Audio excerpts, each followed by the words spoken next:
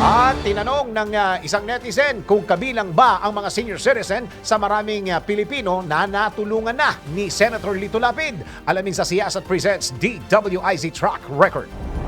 Sa ipinadalang mensahe ng isang netizen, tinanong niya kung sa dami ba ng mga natulungan ni Senator Lito Lapid ay kabilang na sa mga iyon ng mga senior citizens.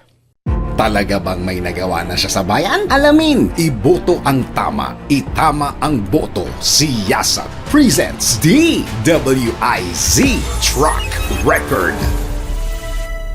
Ayon sa aming pagsisiyasat, nitong Nobyembre 29 ay bumisita ang Lingkod Lapid Team sa Atok Benguet upang mamahagi ng tulong sa mga napili ng DSWD Cordillera Autonomous Region o CAR at ng kanilang LGU na 200 senior citizens na makatanggap ng 5,000 pisong ayuda. Ipinabatid ng representative ni Senator Lito Lapid na si Attorney John DX Lapid ang kanyang pagbati para sa mga benepisyaryo.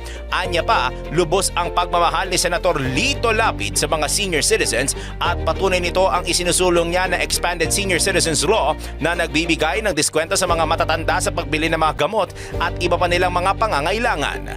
Labis naman ang pasasalamat ni Mayor Franklin Smith at ng mga benepisyaryo dahil sa ipinahatid na suporta ni Senator Lito Lapid na siyang malaking tulong para sa mga residente. Para sa Siyasat Presents DWIZ Track Record, ako si Daryl Justin, nagbabalita ng tama, naglilingkod ng tama.